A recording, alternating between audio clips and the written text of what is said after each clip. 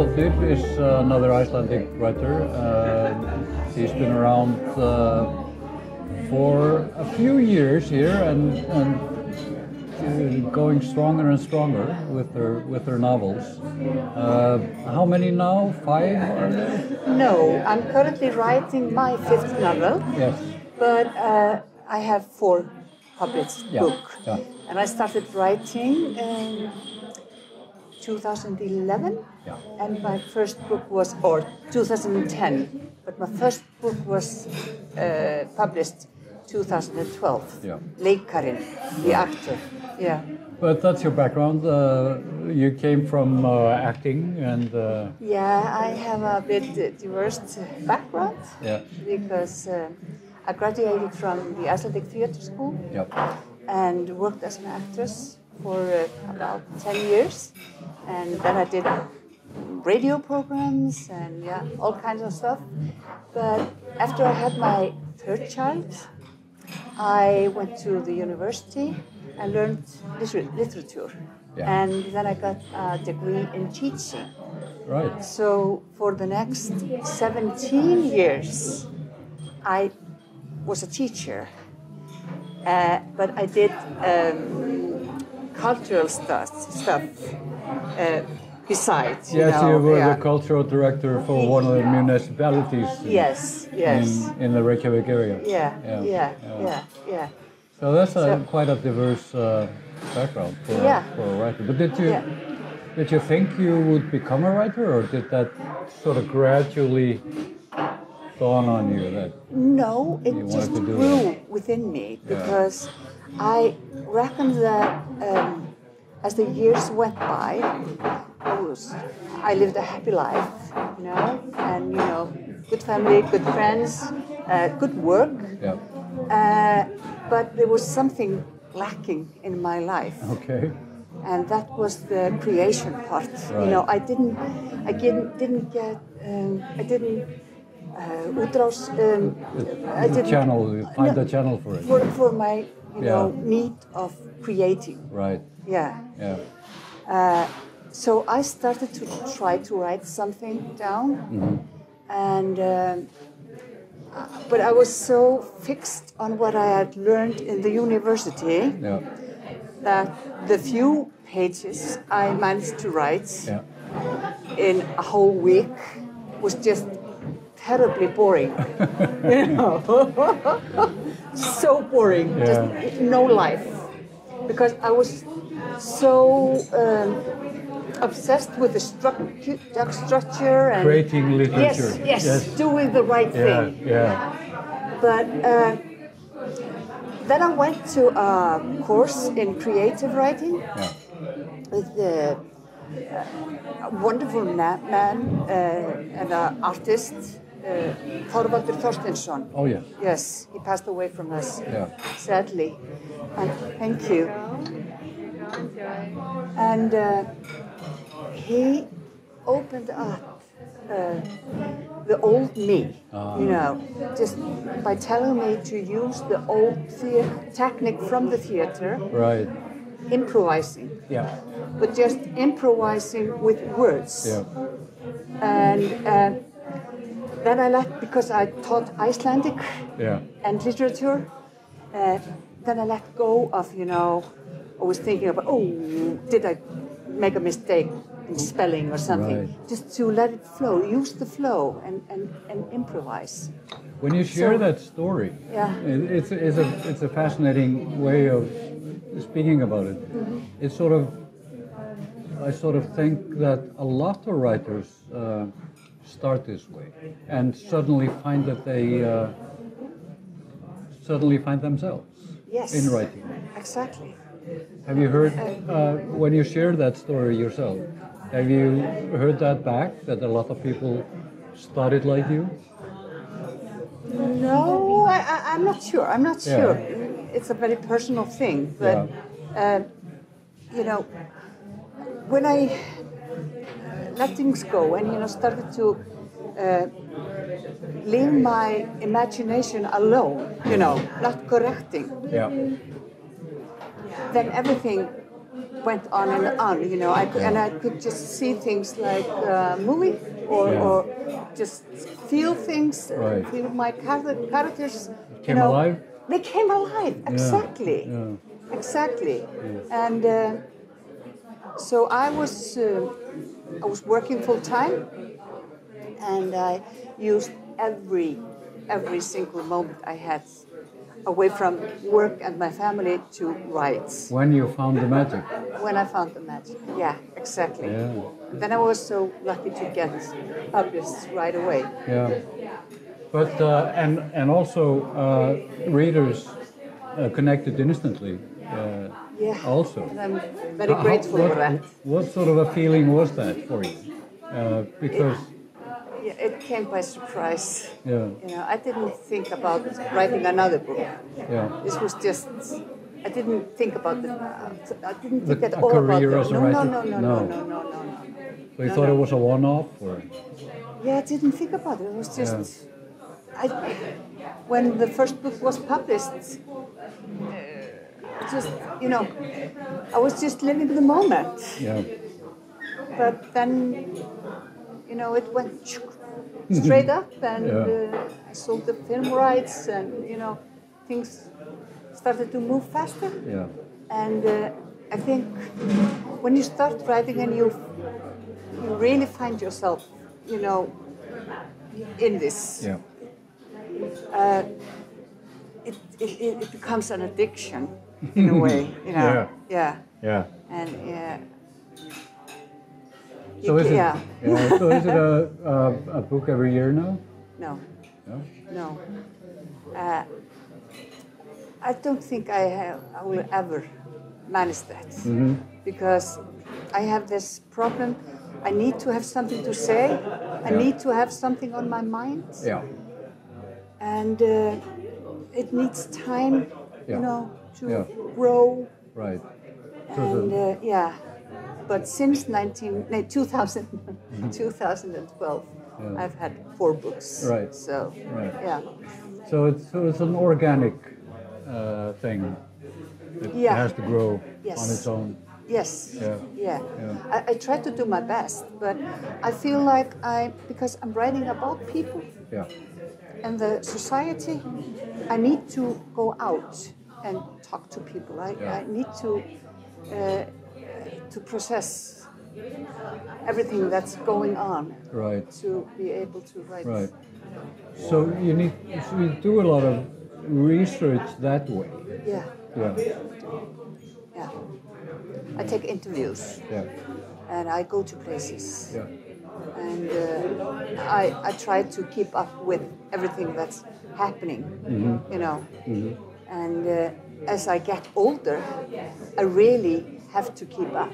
Yeah. That's so necessary, because you have to write about things that are relevant. Yeah. Even though you write about something that happened many years ago, it needs to have a connection. Yeah. There are so many things that are central to our core and being that keep popping up like they're new, but they're not. Exactly. Sort of like, let's see, the whole Me Too thing is a very interesting thing, because you have the equality issue for decades. So, and suddenly now, this really central main theme of the whole thing is coming out finally. Exactly. And when you think about it that way, you go, wow, that's amazing. I always need to have a theme in my book. Yeah. And in my first book, The Actor, my main thinking was silencing. Yeah. And I based it on my experience from the theater, from my theater work and film, work in film. And now 5 years later, 6 years later, we have this Me Too movement. I was that was exactly what I was talking about. Exactly. And in my second book, Righteous Ones, Hinir réttlátu, the main theme is extremism. Yep. Yep.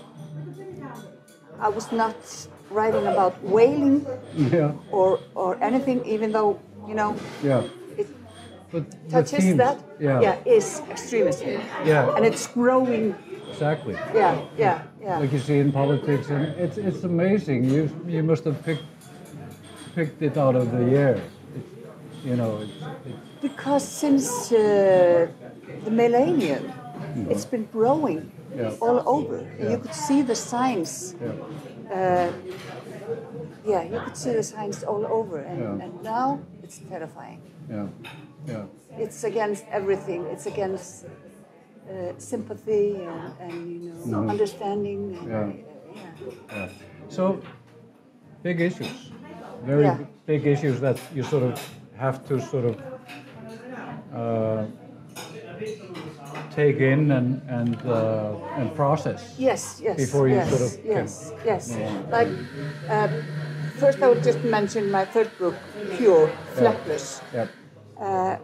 I was writing about memory and how we, change, how people remember things differently and see things from different perspectives, and how you change your memory, in the way you want to remember things that suits just to keep your mental health okay. Yeah.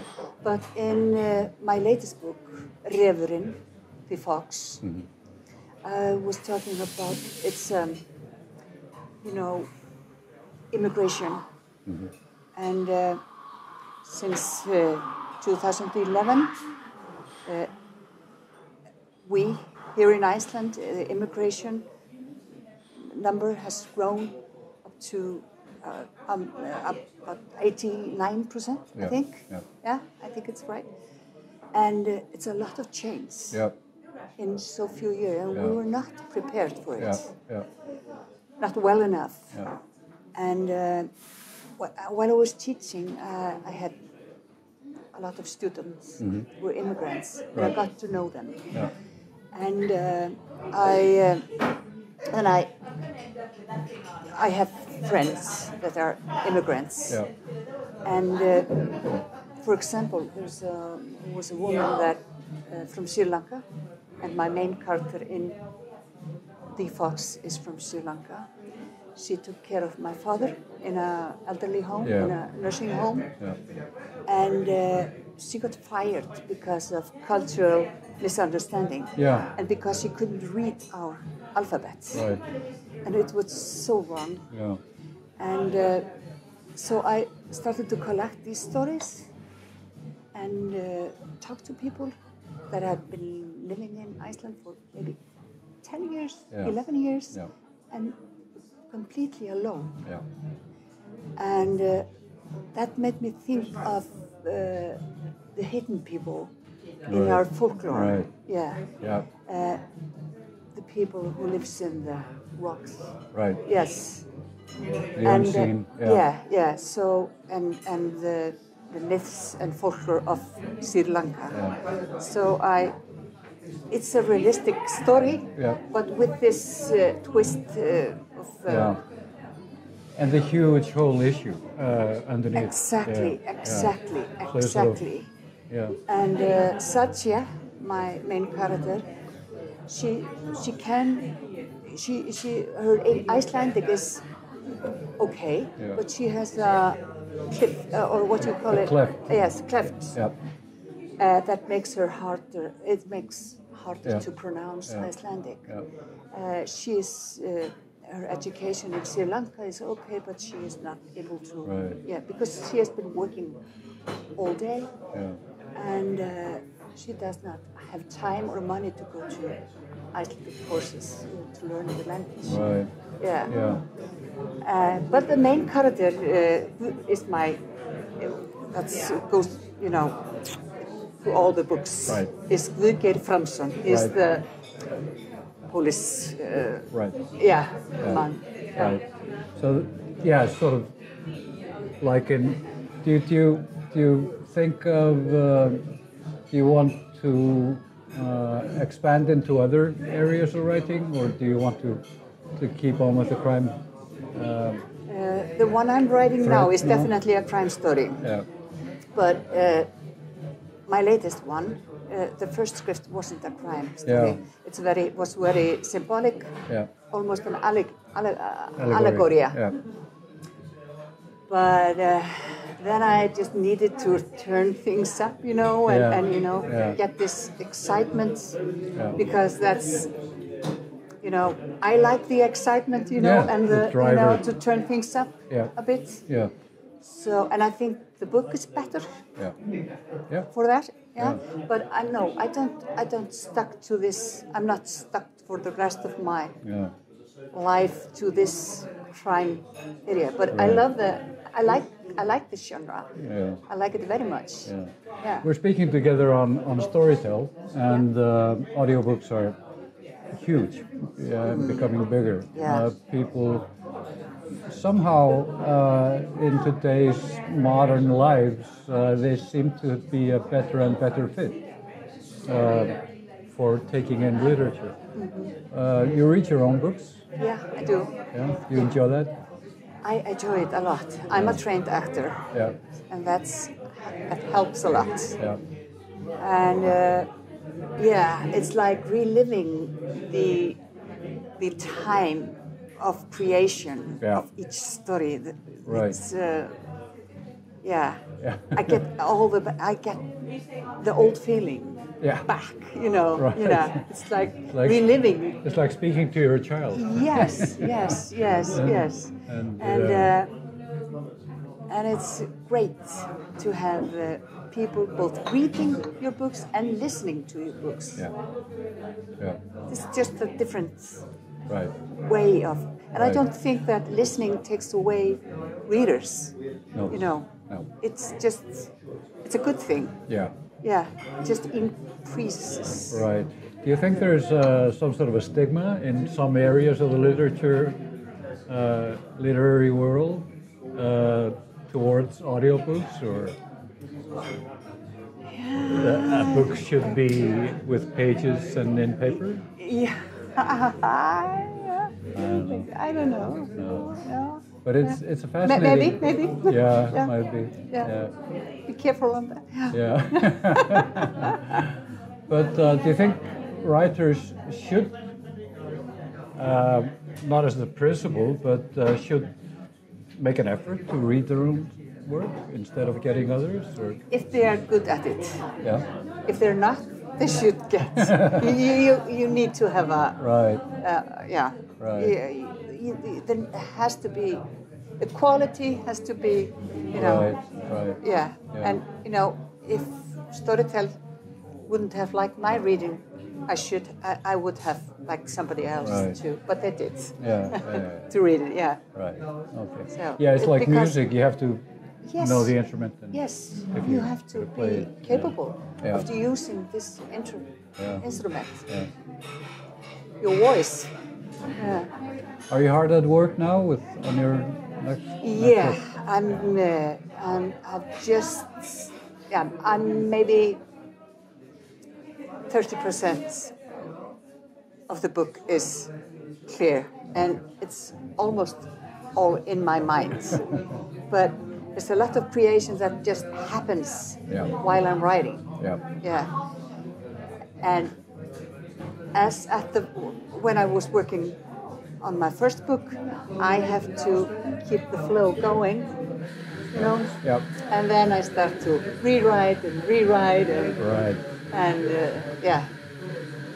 again and again and again. It's a lonely profession, You need to sit for hours by yourself. So next year.